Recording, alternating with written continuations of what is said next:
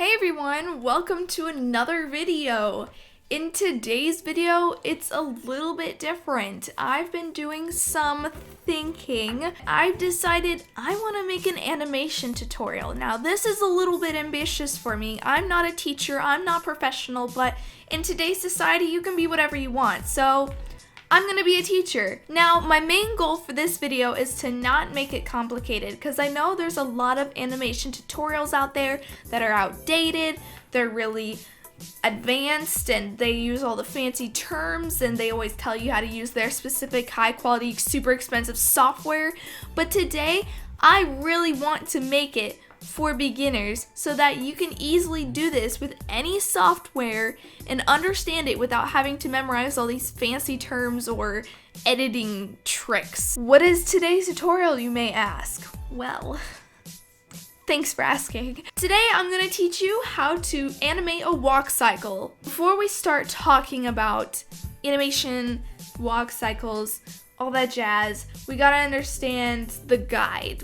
So here's just one example of one of the guides that you can look up on Google. In short, there are two main key poses that you need to draw and remember, which are the contact and the pass pose. Now, a lot of people just draw those two poses and don't animate it in between and call it a walk cycle, and it looks really choppy, but no siree, we're gonna learn how to flesh it out this time. So obviously on the guide, the contact pose is the black one, and then the passing pose is the red one, and the in-between frames are really simple. They you just draw that. That's how I did a lot of my walk cycles. I followed this guide. This is the one I think I used for my Boba Day animation. I have no idea. Right here I have a few of my animation walk cycle examples, and this one is probably my most popular walk cycle. It got the most feedback from it, from the Boba Day animation. I'm just gonna play that.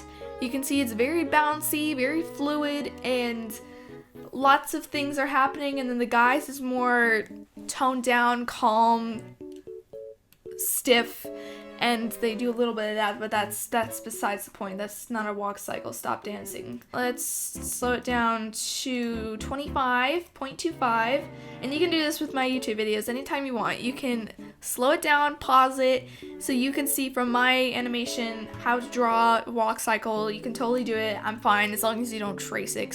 Tracing is stealing, and stealing is bad. This is my contact pose. It's the first one in the picture. You can see that's the first time that the foot hits the ground, and that is what she is doing right here. This is the contact pose. And this is the passing pose. The passing pose is when the leg is bent and one leg is in the air. Obviously, if you stood still, you'd probably fall over. That's why this is like a moving in-between-ish pose. I have a grid that I'm able to use on my animation software, which is amazing because that way I can make sure that it doesn't go up and down. Now, if your animation software does not have a grid, that is completely fine. You can actually, if you want, create another layer that's underneath the one that you're going to be animating on, and you can like draw a line, and then they can just stay on that line, and there you go. But I want to make sure that it doesn't change size, so I'm just going to keep that for now, but the in-betweens, I won't need this grid anymore. Right now I have a basic layer named drawing, but I'm actually going to rename that as my rough animation. Oh, I spelled that wrong. I'm making this extra layer just so that when we get our basic walk cycle, I can start to draw other things on top of it, like clothing, facial expression, hair, blah blah blah, whatever. So there's that. This is Toon Boom Harmony Premium that I am using, and what I animate on is a Wacom 22 HD pen display tablet. I just want to make this clear before we begin. I have a song to my walk cycle. It's not any specific song. The reason I have a song is that it has a beat, so that every time the beat hits, that's when a foot hits the ground. So that way I can stay on rhythm, or consistent, you could say. I'll just play it real quick. that was looping just a little bit. So after describing all of this stuff that doesn't even probably make sense to you, let's just jump into it, guys. Let's jump into it.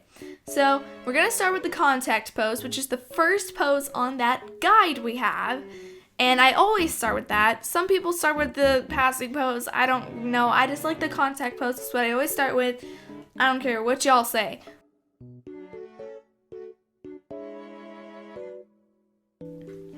Regarding the arms, we want the arms to be the opposite of the legs. So basically, if your right leg is in front, then your right arm is in back. That's so that the character stays balanced. And if you walk, just like try walking around the room, you'll notice that your arm goes back when your leg goes forward. So that would mean since her right leg is in front, her right arm is going to be in the back.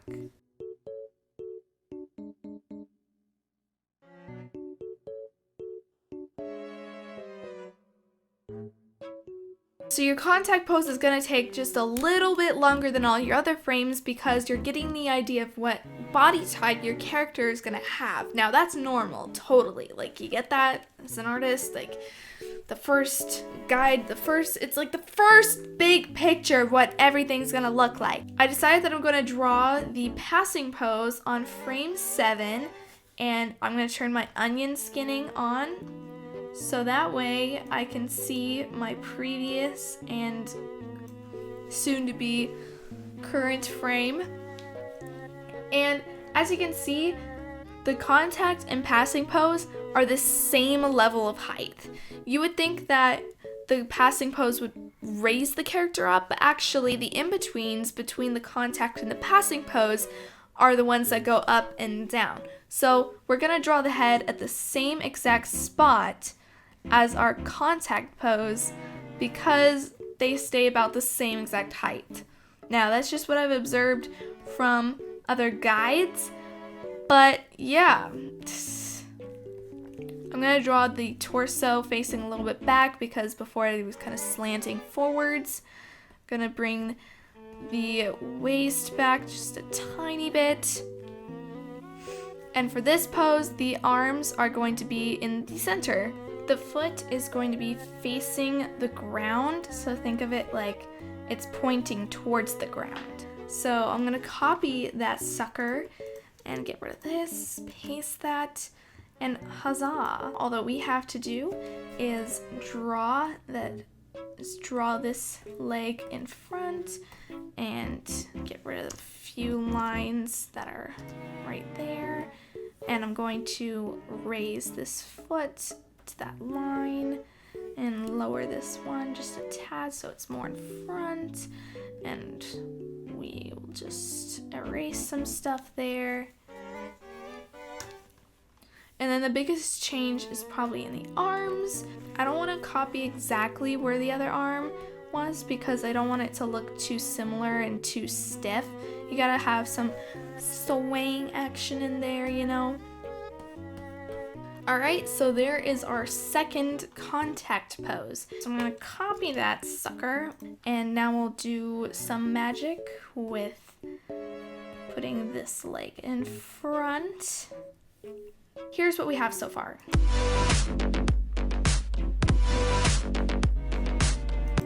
Pretty simple, right? It looks great so far, but it's not smooth. So we're gonna add some in-between frames.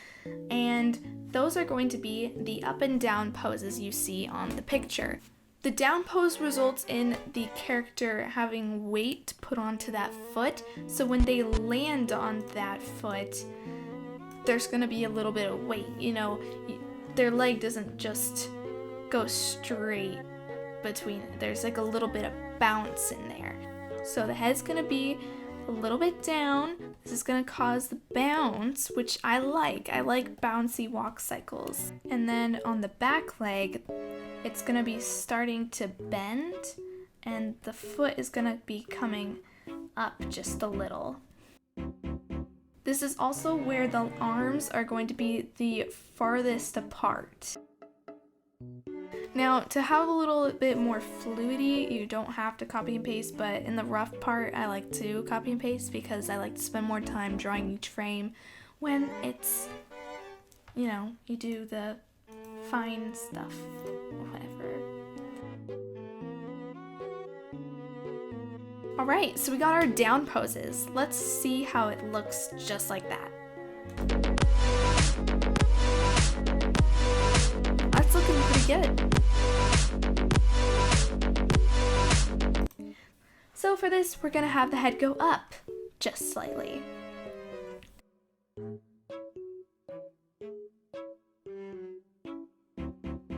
Alright, there we go. Let's copy this sucker and then paste it somewhere here. Alright, so I made my walk cycle. This is what it looks like, everybody. So I'm gonna spend some time doing in-betweens. In-betweens are really easy to do. You just see here. You basically do a line in between the red and the green. It's super easy, anyone can do it. I'm gonna just do that on my own. I'll see you in a second.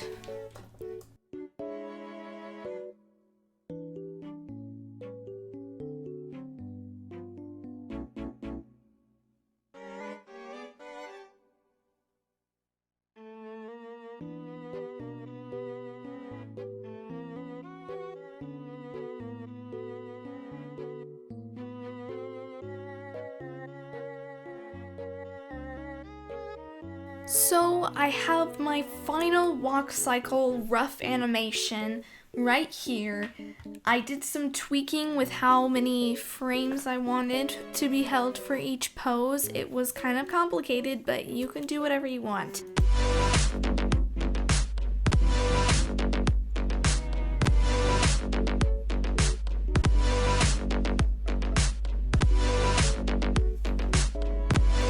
So yeah, that's basically what I have for the walk cycle so far. Now, it's taken a long time for us to get here. This video's really long and I've taken a lot of time to edit it, but the positive part is that now we can get to doing stuff on top of it. So I'm gonna put my light box on, so that way this layer gets a little bit more dimmed out, and we're gonna start to add some features to our character who's walking. And my character is going to be Mel, which is one of my original characters. I'm just gonna spend some time, I'm gonna speed it up, drawing over my frames right here with clothing and a face, and we'll do the hair in a second. Don't do the hair just yet because the hair takes a little bit of work. We're gonna get there.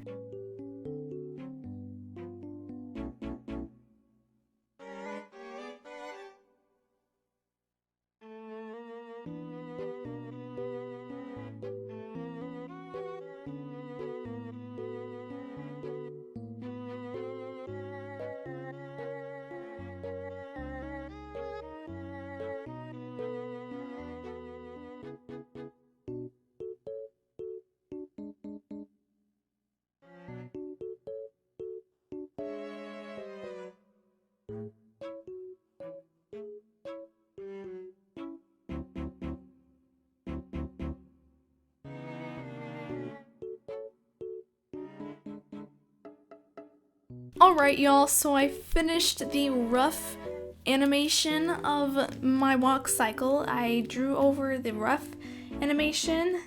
As you can see here, it's just right behind it, right there. And I decided to draw it in blue so that way it would be easier for me to see over the black, because it's kind of hard to see over the black when you're animating it.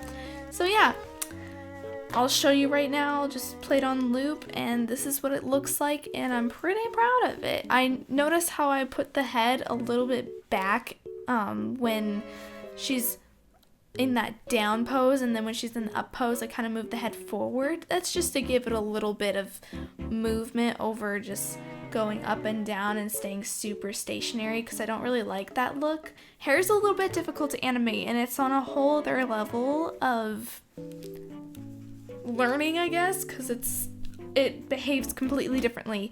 You can totally animate your hair just going up and down with it, or you can give it a little character. When you go down, your hair goes up. So it's kind of opposite. So when you go up, your hair goes down. When you go down, your hair goes up. Now, with animation, I over-exaggerate things a lot because when you watch a normal walk cycle, the hair just doesn't do anything unless there's wind. So we're gonna make this a little bit fun. So Mel has a ponytail, so we're gonna have some fun with that. I'm gonna show this layer so that way I have the circle head. So that's what I want her ponytail to look like. What I'm gonna do, instead of doing key poses, I'm actually gonna animate it frame by frame. It's a whole different type of animating. Instead of drawing your key poses and then filling them in with in-betweens, I'm actually going to do this. So I'm gonna go from here, and then draw a new picture, draw a new picture, draw a new picture, draw a new picture, just throughout the whole thing. And it's gonna make it go a lot smoother, and you'll see as I do this why. Oh, well, would you look at that? I animated at the wrong pose. Go me. Now that we have the hair drawn, I have an onion skin on, we're going to draw her scalp a little higher, and then as she's going up, her hair is going to start coming down just slightly. And I'm going to maintain this little point at the top of her hair she has. So as she goes up, it's going to go down, and with her, I'll have another tutorial sometime, someday, of how to animate hair. I don't know when, but it'll come sometime. Because hair is very complicated, and I'm not expecting any of you watching to master it, because it took me so long to understand how hair works.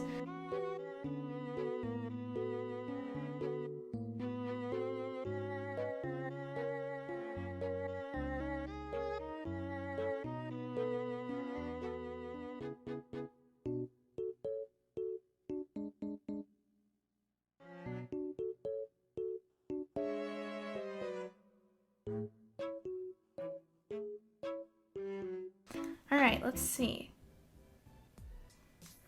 It doesn't look that bad. Yeah, it doesn't look bad. I don't think it looks that bad at all. But you can see how it pops out when she goes down and then it gathers up. It's like it's charging up and then it just at the bottom. I don't know. It's take it as you will. But there is the walk cycle, and now it's time to clean it up. Cleaning up is really easy to do. You just draw over each individual frame with your desired outline color, and then you color it in. So I'm gonna come back to you when I've cleaned it up. So I'll see ya.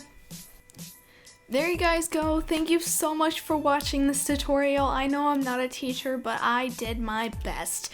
And I hope you maybe learned something. Let me know down in the comments if maybe this video helped you at all, or if you just wanted to watch how I make my videos.